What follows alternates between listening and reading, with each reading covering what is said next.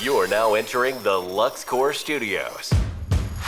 And you've secured a seat for the Protecting Your Radius podcast. Here, we build connections from your contracting profession to some of the top bleeding edge products and services. Don't get deterred. Let's not delay. Here is your host, Nathan Downs.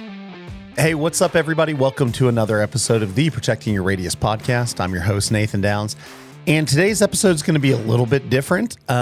We've got a handful of interviews that we've been working on doing over the past couple weeks going into the end of the year, first of next year, as we all prepare for FenceTech 2024 in Nashville, Tennessee, January 22nd through 25th, I believe.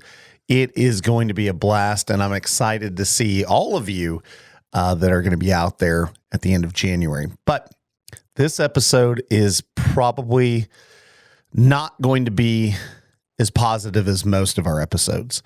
And what I mean by that is I've been seeing continually a lot of things coming from some of the younger fencers, younger gate people out there in the industry, asking questions, talking about expansion, doing all these different things when I know fully well deep down in my soul that I'm seeing these things.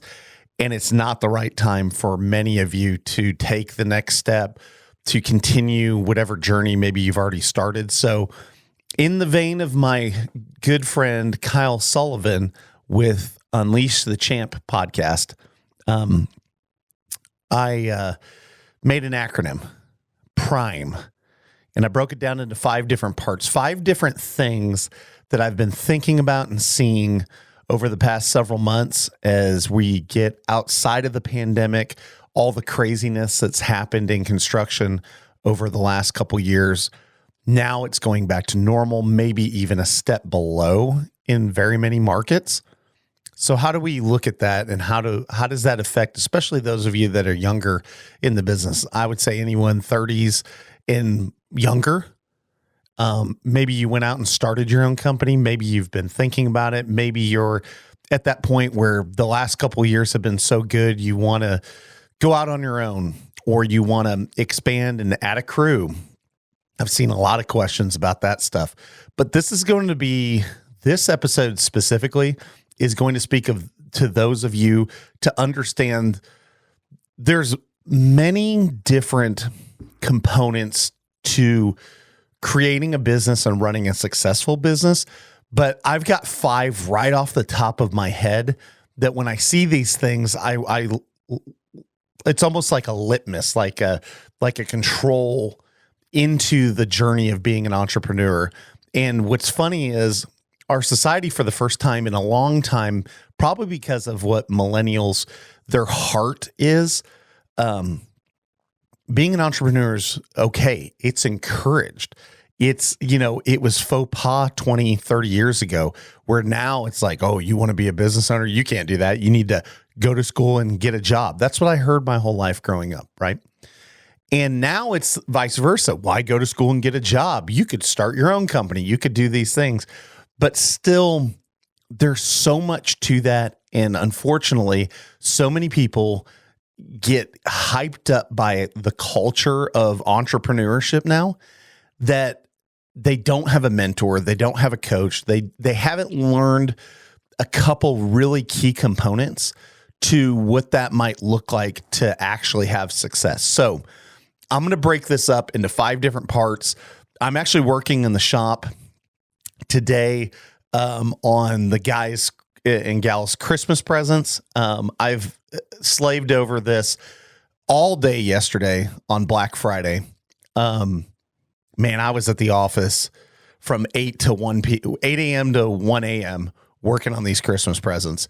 They're going to be off the chain, but good Lord, it is a lot of work. I'm actually making stuff for each and every one. So I think I've made like 40 gifts or something.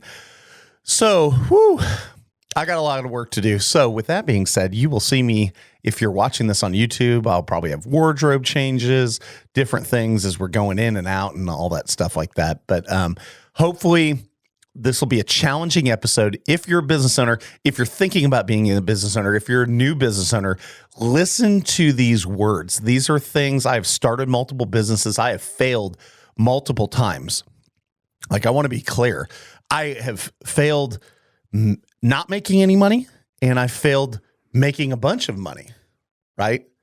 So it goes both ways. Like, failure doesn't necessarily mean, you didn't make money, you didn't sell something, whatever that might be. So we'll kind of see where this goes. I'm going to let it be fluid. Like I said, I'm going to take this over several hours, getting ready for, if you haven't figured out, yesterday was Black Friday, so today's the game. We've got the game coming up here in a couple hours. For those of you that know, you know. For those of you that don't know, you're missing out. So anyways, enjoy this one. Go blue. And let's hit the ground running.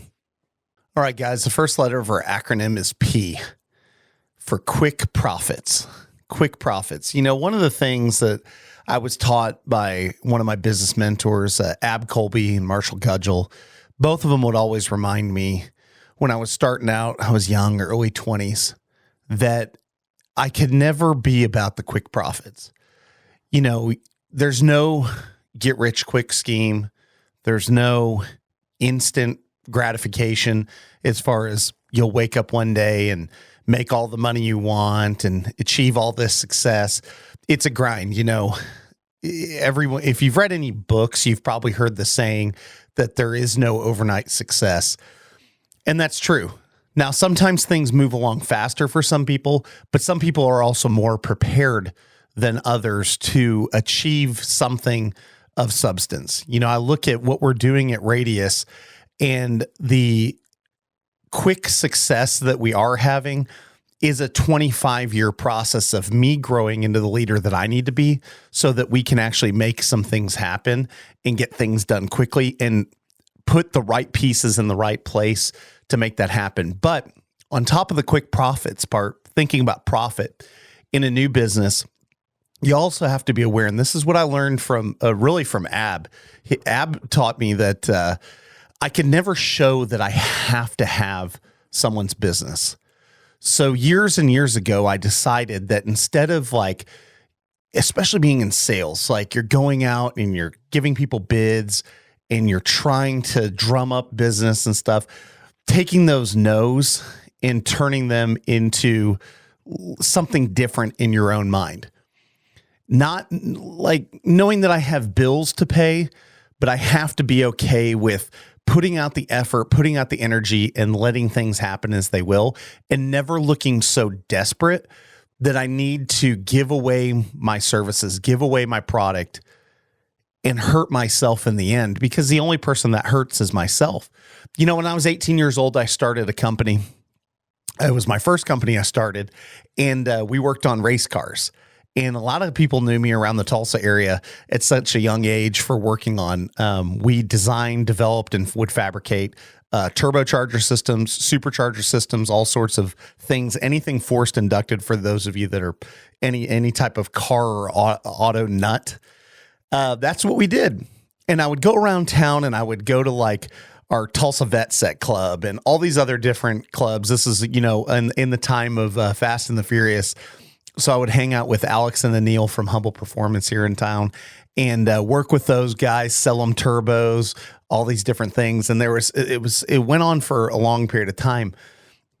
But I realized that in the process of doing that, I always was looking for gratification from peers out there.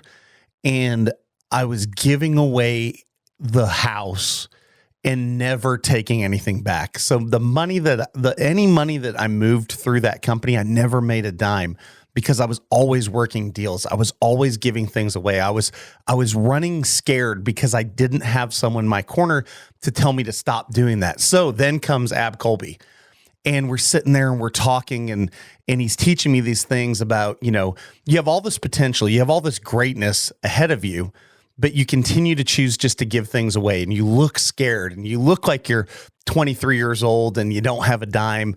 You can't rub two pennies together. And I'm like, yeah, that is me. Right. But it instilled something in me to know that, especially through my sales process and my sales journey, so to speak, that I could be better and I could serve people better if I only decided to stop focusing on the dollars that it brought into me and start providing solutions and figuring that out.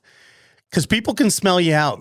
They can sniff out someone that needs a sale so bad, and you look desperate, and then you lose your edge, and then you lose. There's suddenly a negotiation when there should have never been a negotiation.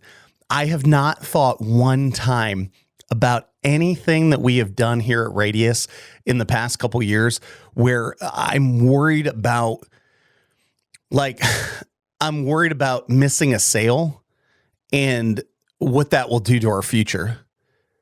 As soon as I went full time 18 months ago, almost going on pretty close to 2 years, there's a project that I had been working on part-time for a long time, and is an industrial job. And, I had come up with a design, an idea, and I'd spent like Saturdays working with this guy. Well, the guy got, I think he retired or something after a couple of years. And then the new vice president walks in, and I go in there and meet him, and I'm talking to him, and he's like, hey, we've got a short window for turnaround.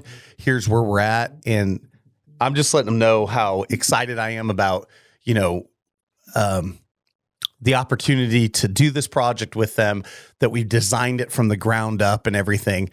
And he's like, well, I'm bringing in a couple other contractors. We don't know each other, but, I've got to do my due diligence. And so I told him, I showed him the plan. I showed him my designs, the ideas, why we walked the facility 3 times. And in the end, I didn't get the project. And that was $130,000 job. And we were brand freaking new. I'm talking like weeks old full time. And I'm sitting there thinking, in the back of my mind, I knew that the profit was on that job, and I'm going, man, this could like really set us up like a great foundational piece from day one, to cover bills and all these things that I was worried about deep down, but I never let that quick profit, that profit drive what I was doing or the message that I was offering my customers. And that's one thing you can't do, especially as a young business owner or someone that wants to become a business owner, is you can never look at that profit from the perspective of, I've got to make a quick buck. I've got to make, I've got these bills now. What can I do today to get that done? You've already lost. You're too far behind the ball. You have to be planning things out and stuff like that. If you get in a situation where your business is being dictated by the quick buck, you need to get a part-time job. You need to get 2. You need to do something. I know people that drive Uber, that deliver pizzas, that do all these things, and you would see them on the outside, and people are like, "Oh, they're so good. They're great and stuff," and they may be, but because their business isn't bringing in that really the profit, but bringing in revenue or whatever that is, they're having to substitute that. But they've also realized that they have a choice. We could discount our services and make everything cheap, and just give away the house, or we could still respect ourselves and figure out a way on the back end to supplement that thing. And that may be what you have to do, but more often than not, too many people, and it's so easy when you're young, you could always justify, I've got so much more time. There's so much more time down the road to give away these things now, to discount this, to push for this. I've got to have this today because I don't know what tomorrow brings. But I can tell you that's not the right way. It will affect your business. And if you're doing that, you've got to stop. I'm telling you, as a consumer, I can tell someone, especially in a sales, any type of sales environment. Like, I'm talking to my guy at I just bought a new car, and I was talking to the kid at the dealership, young guy, real sharp guy, and he didn't need the sale, right? Like, he could use the sale, but he never let me know until the thing was done. And he actually asked me, which I love this, it's so good. He asked me at the closing, I said, this is what I'm going to pay. I said, we're not negotiating. I said, you either do this or I'll walk out today. I said, you've got other vehicles coming down the road. We've got time. But I was like, but if you want me to take this vehicle, this is what we have to do. And he looked at the number and he said, okay, I know what they're going to say. Can you add $500 on there for me? Just to, so my commission doesn't completely suck and stuff. And I understand the automotive industry. And I said, yeah, you know what, dude, add $500 on there. I'm good with that. I said, this will be good. And, he wrote on the piece of paper, he wrote the number down with that $500. He said, we'll take today. And then he drew a line. He said, can you put your initials on this? So like the sales manager knows like this is a legit deal. Yeah, of course. Because that's what I said. I said, there's no negotiation. This is what I'm going to pay. This is how this is going to go. 2 minutes later, he comes back. He's like, we got a deal. I said, all right, man, let's draft up the papers. Let's get it going. And I said, send that thing back to get it redetailed. Okay. Yes, sir. Yeah. And it was great. But again, he didn't give on that he had to have the sale. I don't know his financial situation. And just like most of your customers shouldn't know your financial situation, they should know that you're about to have your car repoed next week. If you don't send in a payment, your electricity is getting turned off. Your water's getting turned off. Listen, though, the one thing I can tell you for sure, and why I want to start with the profit part, and especially avoiding the pitfall of the quick profits, is because if you're in this situation where you have to make a profit and you don't have any safety net, maybe this isn't the time. Maybe today's not the day. Or if it is the time and today is the day, what are you doing above and beyond to grind it out? Because too many people, we look at this and we say, this is what I want, and this is what these are the things that I want. We'll put it on our vision board. We'll decide that we want all of these specific goals to happen. But then when you look at the quality and the quantity of work, it doesn't add up to those things. If I say I want a Lamborghini, how much work does it really take to get a Lamborghini? Well, in construction and what we do, it takes a lot of work, right? But I'm not so foolish to think I'm going to go sell a couple jobs and, let everything go just to get this one stupid, crazy goal. And it may not be stupid crazy. It may be something simple. It may be, like I said, paying your electric bill, paying the water bill, making sure that when the trash man comes by, he's going to take your trash cans instead of letting them sit there because you haven't paid the city in a period of time. Everybody can experience these things, and I've seen this in a lot of other people's lives, especially over the last couple of years with the way some of the economy's been and some of the different verticals and markets have been affected by that. But now is the time, especially in construction, as things are slowing down, and we've talked about this, you have to evaluate, am I in the situation where I have to have quick profits? Do I know how to be profitable? And if I really don't, is this the right season for me to remain doing what I'm doing? Think about that. Profit, P. Letter R, risk adversity. Risk adversity. So what does that mean? It means you're afraid of risk, afraid of maybe doing something wrong, stepping out and not doing the right thing, being afraid just to take a chance. Now, how often do we look at things in our lives and we look for the sure things? I look at my children, for example, they're very competitive. I'm competitive too, hyper competitive, but that's one of their personality traits. And I've noticed that they are choosing often to take no chances because of the chance that they may not win, or they may perceive themselves as to have failed, as opposed to stick their necks out and just give it a shot, give it a go. But when we talk about risk adversity in business, what does that actually look like, and what does that mean? I think about the book Failing Forward by John Maxwell, a great book. If you haven't read that, buy that thing, read it, listen to it, consume that. But that's a great place to start when you're in your journey of business, looking for things to melt into your mind about risk.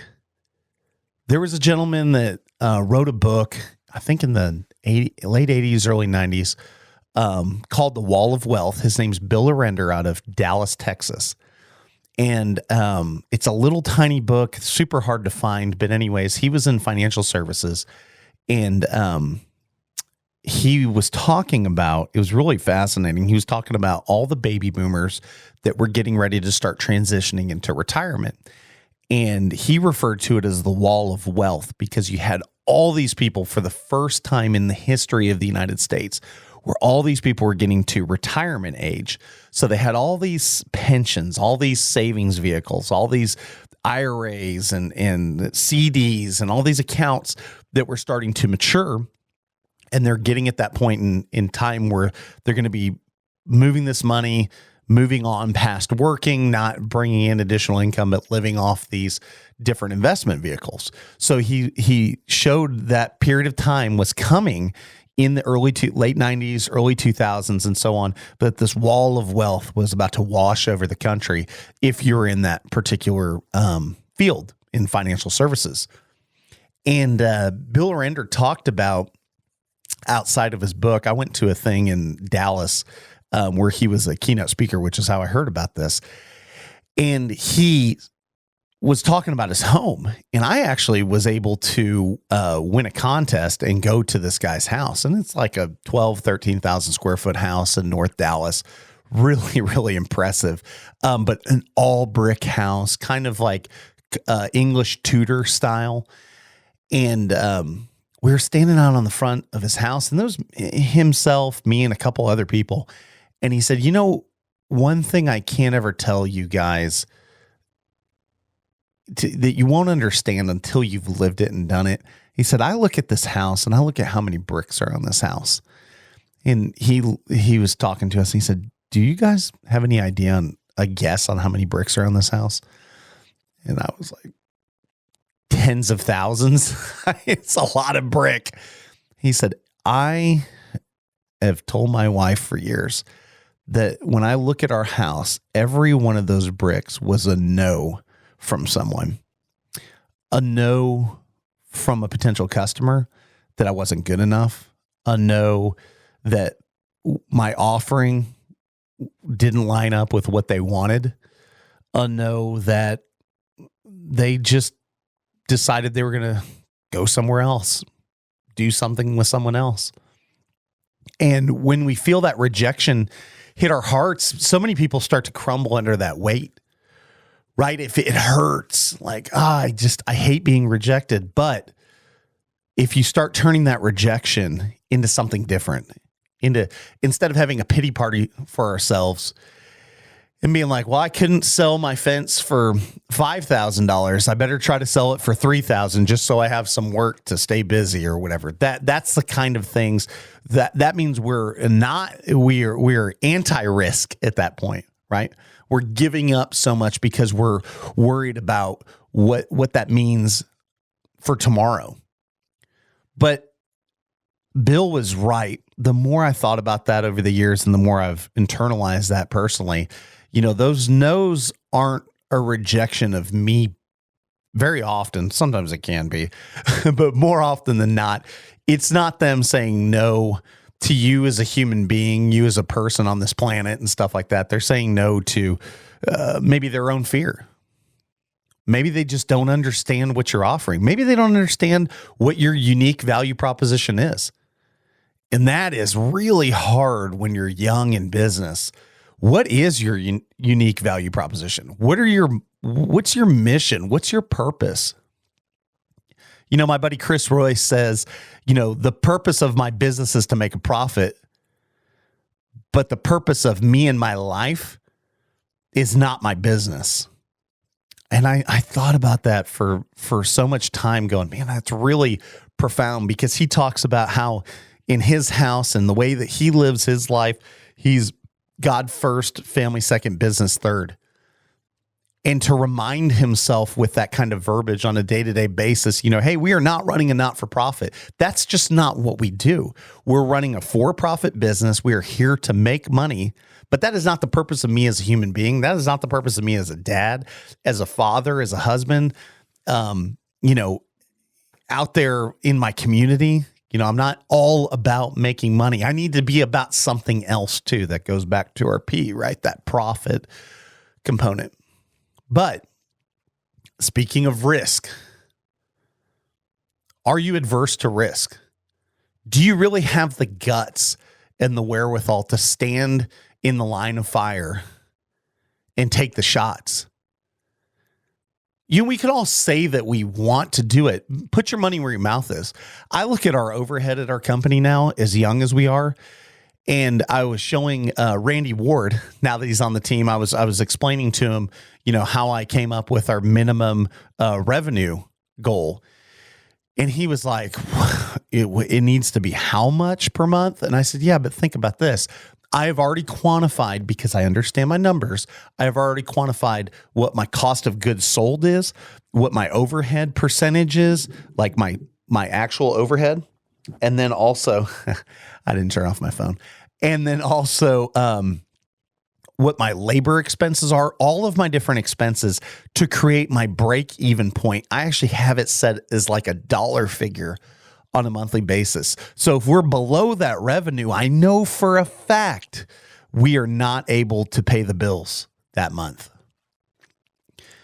And you can figure it out a number of different ways yourself. If you don't have a big office and all these trucks and all this other overhead and stuff, and it's just you working out of your house and you got a truck and trailer, you need to add up, what did I spend on, repairs this year? How many tools did I buy? There's so many different little components of our cost of doing business that we don't quantify in that. My insurance is a great example. Just when we started, the insurance cost, I want to say it was like $400 a month. It is now like, if I said a number today, I'd be lying. I need to look at the computer, but I want to say, I'm thinking it's $2,500 a month, $3,500 a month at least. And we're just getting started. That is crazy. But guess what?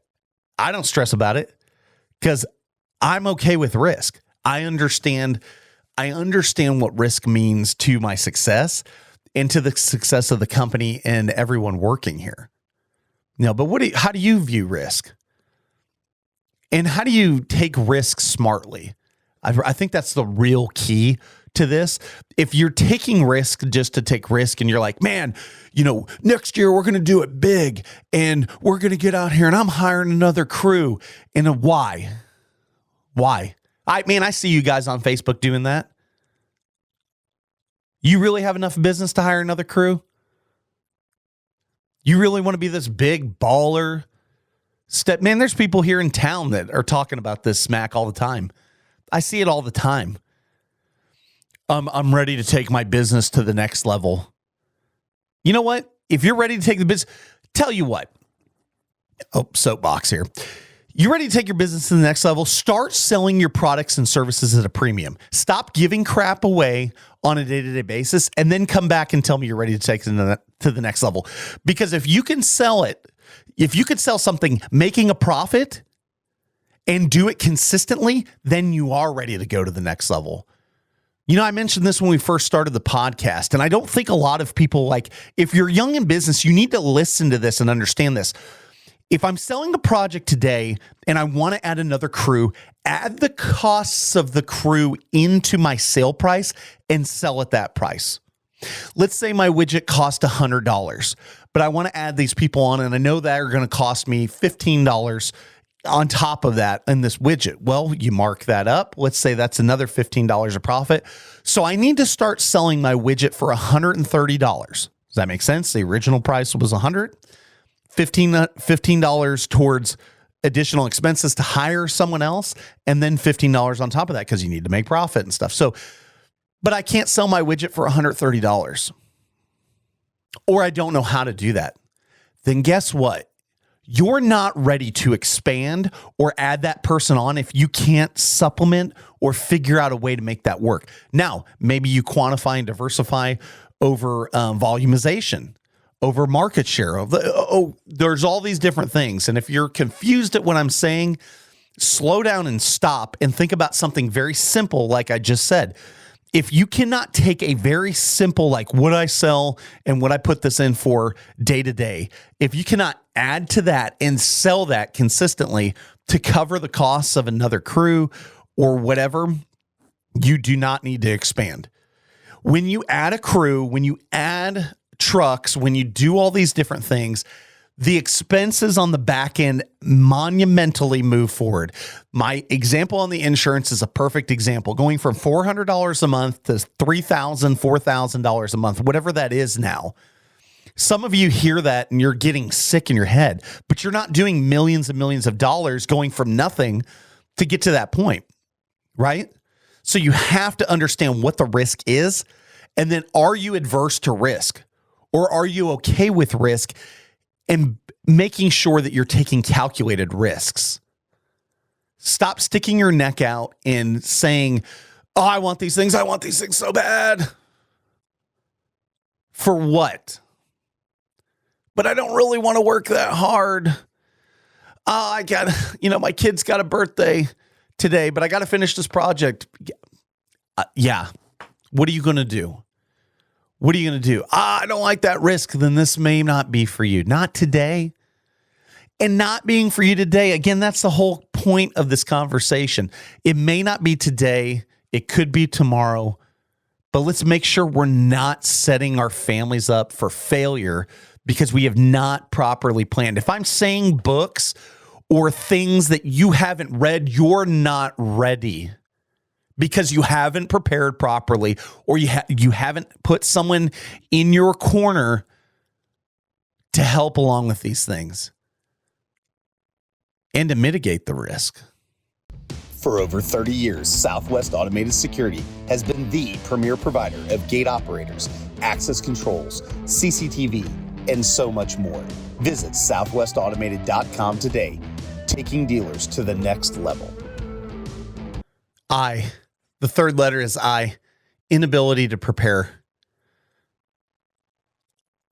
Are you willing to take the time to lay out a groundwork for your success?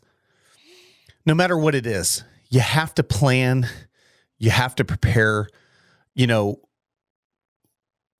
heard the proverb. Everyone's heard the proverb before. Without a plan, the people perish. Without a vision, you die.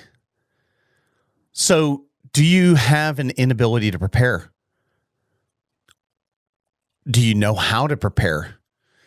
Ask for help. Look for keys in what you're doing on a day-to-day in your business that shows where you have inadequacy. And then prepare, plan to do things. Don't fail the plan. Make a plan. And work the plan. Get a second opinion on your plan. There's so many people. Everybody's a coach today, right? All these coaches are out there. Have one of them put their money where their mouth is. Hey, I've got a plan. I've got an idea. Something simple, something small. Send it out to them. Hey, what do you think? Does it sound like a good plan? Maybe that's what you need as a coach in your corner. Maybe you need a Robert Whitaker, a Sean King, all these different guys, Tony Thornton. So many different people out there that are providing mentorship, that are doing these things. Are you investing in yourself to get better? Tony Thornton's having a big deal up here in Oklahoma. Shangri-La, we're coming back to Monkey Island, Afton, Oklahoma. It's going to be awesome. But December 10th through 13th, did you sign up for that? Did you make a plan to do that? Sure, it's a little over a month before FenceTech. But what if a forum like this, what if a conference like this that's very finite, very specific, focused on several different things with tons of people in the industry that are going to be leaders, that not going to be leaders, that are leaders and the leaders of tomorrow? Everybody that's going to be out here, are you involved with that? Do you see a value in that stuff? Do you invest in yourself? All of this plays into preparation. Your inability to prepare is one of the biggest keys of failure in business. They talk statistically, the Small Business Administration talks about 9 out of 10 businesses fail within the first 5 years. And preparation is a huge component of that. Understanding your numbers, I'll continue to pound the airwaves about that thing, is probably the most important thing, right? But also the effort and the preparation. You have to be prepared for when times are great, when times go bad, and everything in between. Having a plan means that you're just armed with something to look forward to, something to keep your eye on the prize instead of veering off. It's so easy. You know, my pastor, Craig Rochelle, talks about things that are true-ish. You know, he's spoken about this and taught over this for years, but he's like, and this applies to every component of life, but there's things that are true, and there's a road that's straight and narrow that is the truth. But there's so many things that are true-ish, right? That kind of veer us off on the path. Now, does that mean they're not true? No, it doesn't mean it's not true. It just means that it's not the whole truth, the real truth. It's true-ish. And that's where I think about preparation often. You know, for you young guys and gals out there, when you think of preparing, have you vetted that against people that have done it for a lot longer than you? Do you have someone that you can bounce that off of? You know, I'll challenge anyone out there, especially with social media the way it is today. It's easier now to reach out to people and to connect with people than it's ever been in the history of mankind. That can be a problem, but that can also be an advantage.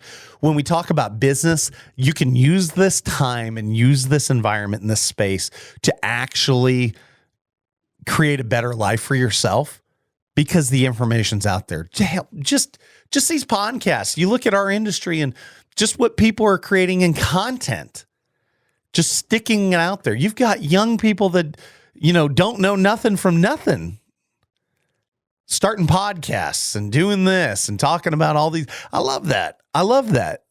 Maybe y'all ain't ever done anything yet, but still, the wealth of information and the sharing is cool. I think it's cool.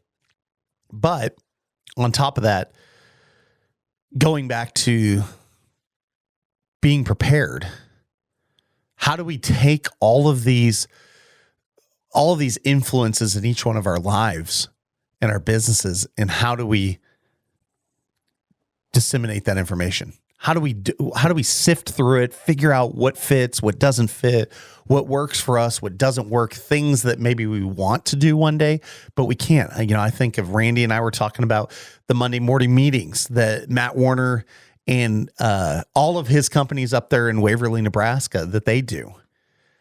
You know, he's like, oh man, I love that. And I'm like, yeah, what do you do when there's 4 people, 5 people?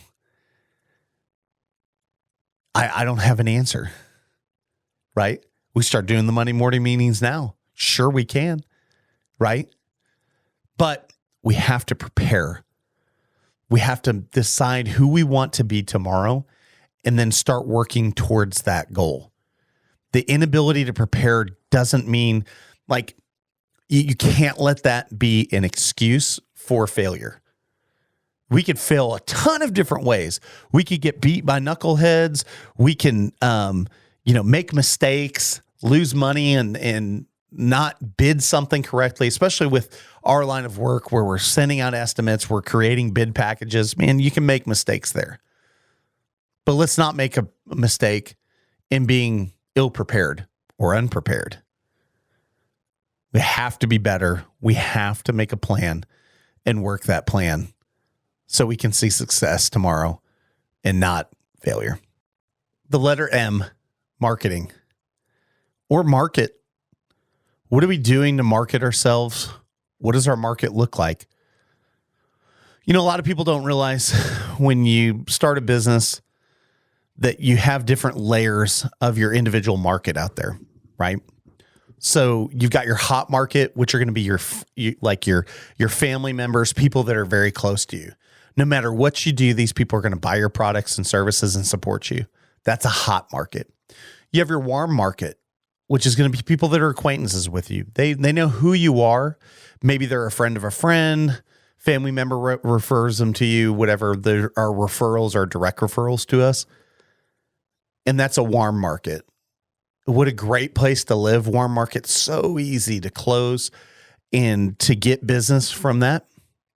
And then finally, you have your cold market, people that you don't know, people that you've never met, and it's a cold interaction. There's no prep. There's no referral in. They find you on Google. They run into you at the store. You're both at Lowe's, and you're like, oh, hey, looks like you're going to build a fence or whatever, and you start to talk to this person. But what does your market look like? How do you work through your market and understand and nurture that? Because it's easy to blow through a warm market, through a hot market, and get to a point where you're like, oh, what am I going to do now? My referrals are coming in, but they're not coming in fast enough. So you have to understand these 3 different markets and then how to work through them. I fear for many of you out there that you don't have a big enough warm market to survive through the challenges that lay ahead. Like this winter, if business slows down as much as it already has, but it remains just a pace behind what the normal would have been 5 years ago. Okay. How do you survive through that? If you don't, we just talked about this a second ago, but that market interaction, we're talking about the inability to prepare on right? But how do you market yourself and how do you find those things? You've got to be online. You've got to be putting your services out there. Maybe you join a Thumbtack or you do some of these other things. I'm totally against the Angie's lists and all those different things, but there's things like Nextdoor. There's a ton of different opportunities out there. Don't do Home Advisor. Don't do Angie's List. Sorry about it. But anything else, there's other opportunities to market yourself when you're a small beginning contractor that you can do, and you may have to diversify. You may not be good enough today to survive through one of these seasons. And when I think about the market as well, and I mentioned this a month or two ago, but I really hope some of you are hearing this and listen to this.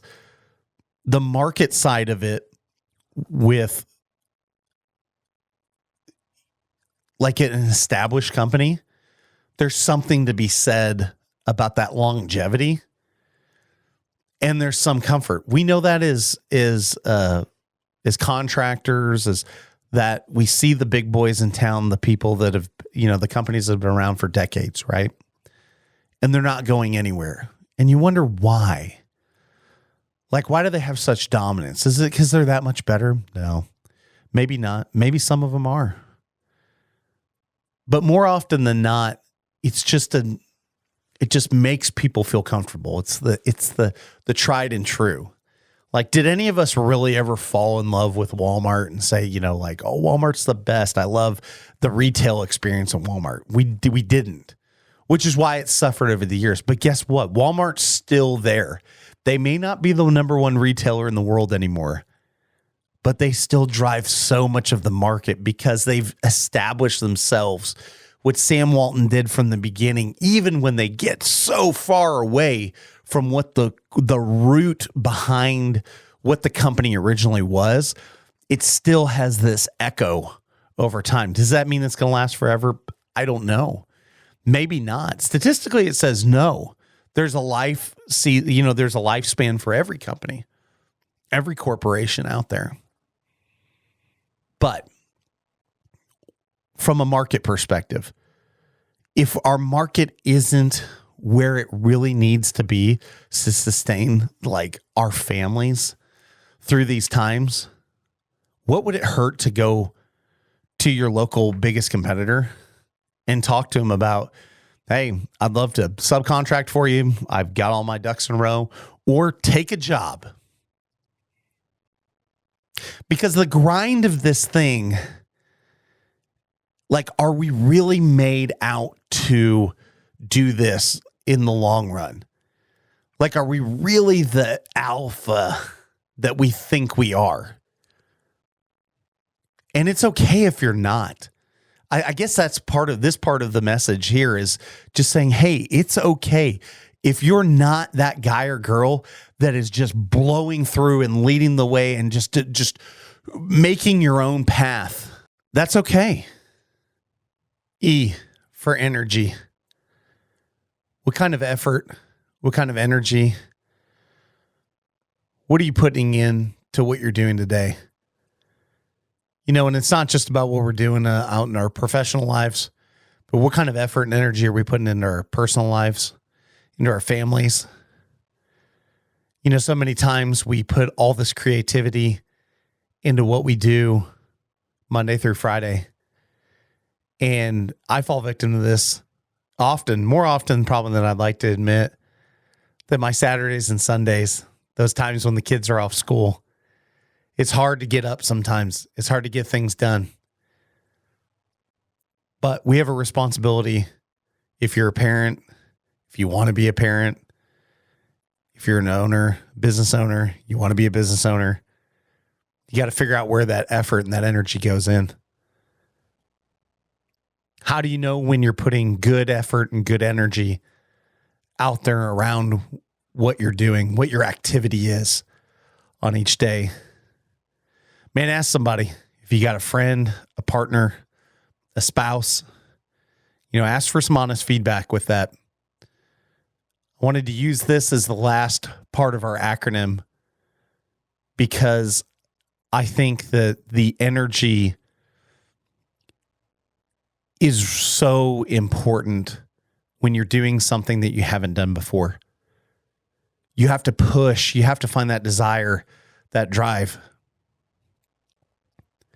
And often it's something internal, but it can be something external too. You know, motivation doesn't come from other people. It comes from within yourself. However, it is a lot easier when you have other people working with you, going towards the same direction, towards a common goal, right? As my buddy Joe Everest has talked about more often than not. And I know he didn't pen the phrase, but he loves to say, you know, the rising tide raises all ships. And that's true within any organization. If we're volunteering for, you know, our local church or some other community association or establishment, you know, what kind of energy are we putting into that? What kind of effort do we put forward in that? And not to be a Debbie Downer, but sometimes we can put effort and energy into things that just simply are ahead of their time, or it's not the right timing. And we have to take a step back as we're in the grind of things to make sure that we are in the right place at the right time. And it's hard, man, it's so hard to tell when that is. But I can tell you that when you're in the right place and it is the right time, some dominoes just fall a little bit easier with a little less effort. Or we're able to put in more effort and get more results. You know, it's like working out. Right now, I have to decide, is losing weight my focus or is building muscle? Well, I would contest you could do both. But what I found was losing weight isn't enough of a driver for me personally to really move the needle in my health. You know, I'm a big guy. Most of you guys that have met me know that I'm a big dude. And but I'm a healthy guy too. With that being said, the effort and the energy that I put in the weight room at the gym with my coach is all about building that muscle, because I know as I build the muscle, I do the right things, I eat the right way, I put that effort and that energy into the protein that I intake, the water that I consistently consume. All of those things are the building blocks for the success that's here and coming. So what's your effort and energy? Do you put more effort and energy into a Friday night hanging out with your buddies at the bar? Some people do. You know, you really have success on your mind when you can work your tail off for days on days 10 to 16 hours a day. And the focal point is what you've talked about the whole time.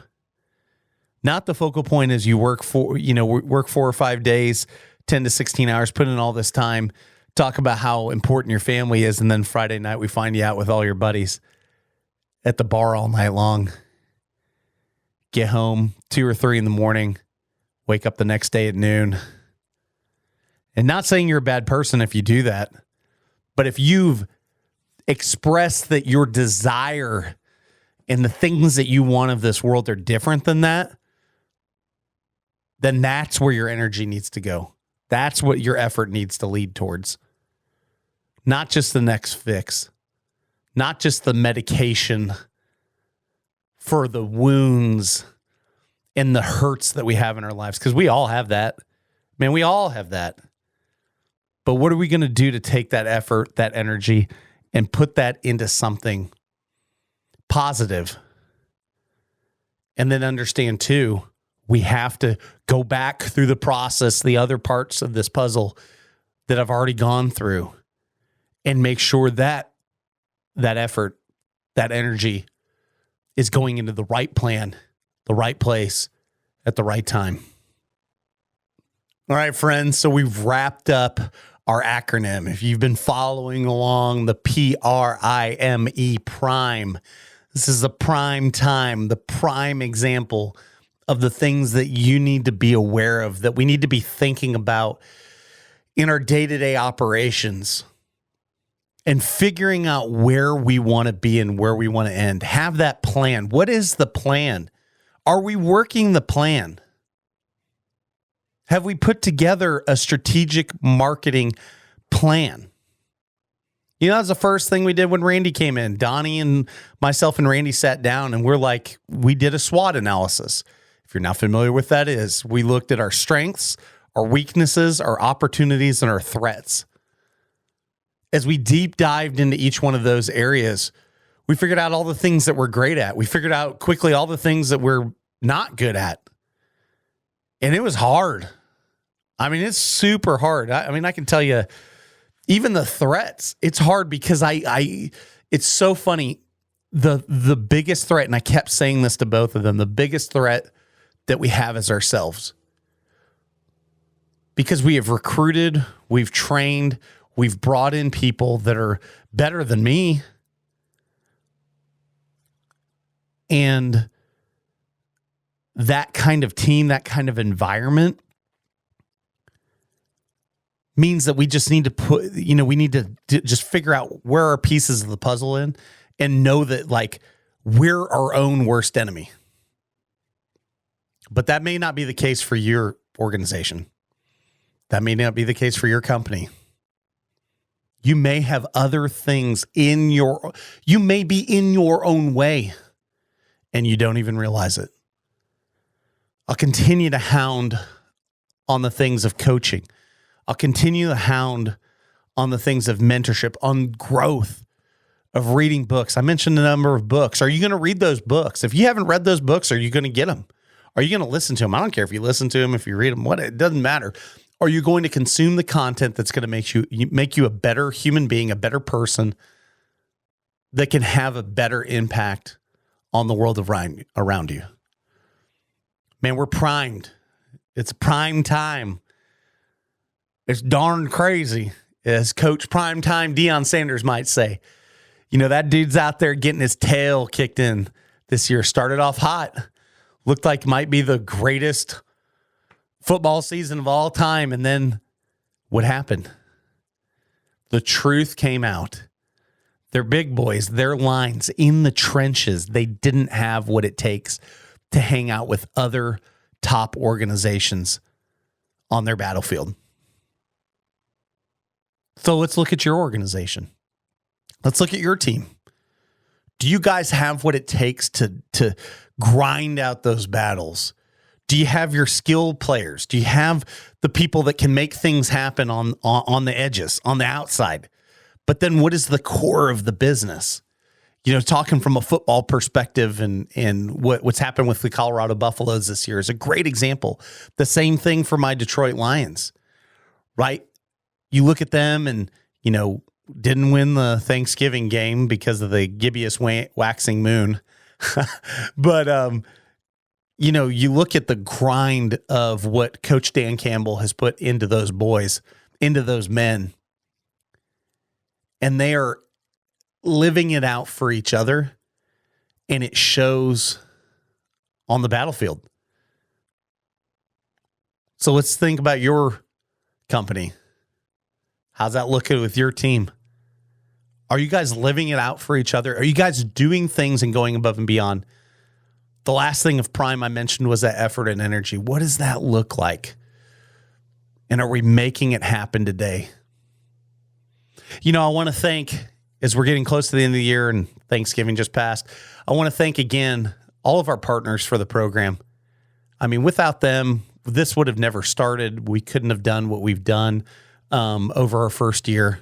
And we're so excited to be able to produce this content, to be able to have a really nice studio to share these thoughts with you and spend some time together and just really let me put my heart out there. And some of you guys like it. Some of you guys don't like it. And that's great. I love it. I think it's great. I mean, if we don't have any detractors, that means I'm not doing something right. I'm not shaking enough of the, right? I'm not rattling the trees enough. I guess you could put it that way.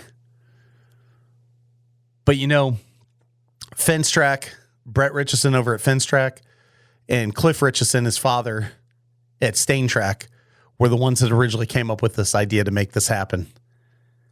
And we thank them. We thank Southwest Automated Security, Jeff and his whole team, for looking at where we were coming from, what we were doing, and how we could partner up and marry ourselves with them over this year on all the great products, services, brands that they represent, and seeing the growth and the opportunity for you guys that haven't done that business, haven't done a lot of gate operators, haven't done access control stuff, that you have resources available locally within your region to get involved with this stuff, to learn, to tap into that family environment of SAS and buy some products at great prices, but get the best support and the best technical support and advice that you could possibly get.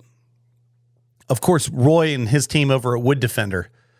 Man, you see the stained wood behind me all the time. I mean, we do pre-stained woods all the time.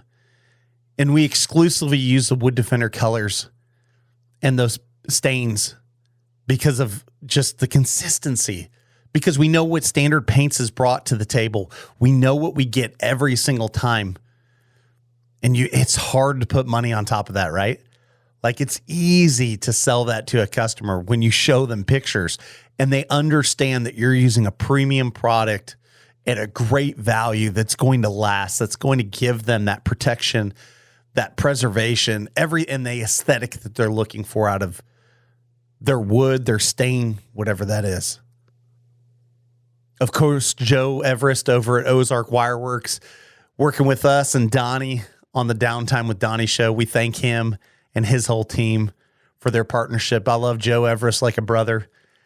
And it's been fun over the last 7-8 years to really get to hang out with him and just watch what he's done with his company, watch what he's done with his social media stuff, and continues to be the podfather, as we like to refer to him, and lead the way for each of us out there. Rob Noble, my producer, Benji McKinney, over at cleverfox.online. These guys are the backbone of the Protecting Your Radius podcast and everything we're doing. Benji supports us in more ways than most of you could possibly understand. And he's been there along since the beginning. I met him in New Orleans and I hired him within an hour of talking to him. And that guy is something special.